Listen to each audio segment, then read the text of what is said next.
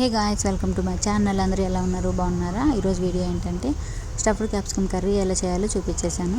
దానికంటే ముందు నాకు ఒక విషయం చెప్పండి. మీ అందరికీ క్యాప్సికమ్ అంటే ఇష్టమా లేదా? నాకైతే క్యాప్సికమ్ ఎలా చేసినా నచ్చింది. మీ అందరికీ ఇష్టమా లేదా కూడా కామెంట్ సెక్షన్లో చెప్పండి.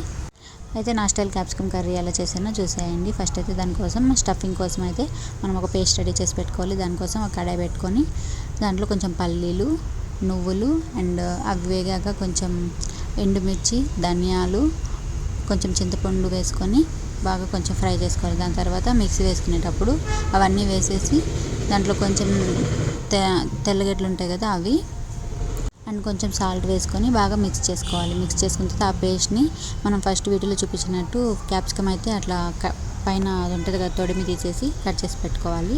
తర్వాత మనం ఏదైతే పేస్ట్ చేసుకున్నామో ఆ పేస్ట్ అంతా వాటిని క్యాప్సికంలో స్టఫ్ చేసేయాలి. స్టఫ్ చేసిన తర్వాత మళ్ళీ ఇంకో కడాయి పెట్టుకొని దాంట్లో కొంచెం ఆయిల్ వేసుకొని జీలకర్ర, ఆవాలు వేసుకొని అవి కొంచెం ఫ్రై అయిన తర్వాత కొంచెం కరివేపాకు వేసుకొని మనం ఏదైతే స్టఫ్ చేసి పెట్టుకున్నామో అవన్నీ ఆ క్యాప్సికమ్ అంతా వేసేసుకొని బాగా ఫ్రై అవ్వాలి నూనెలో.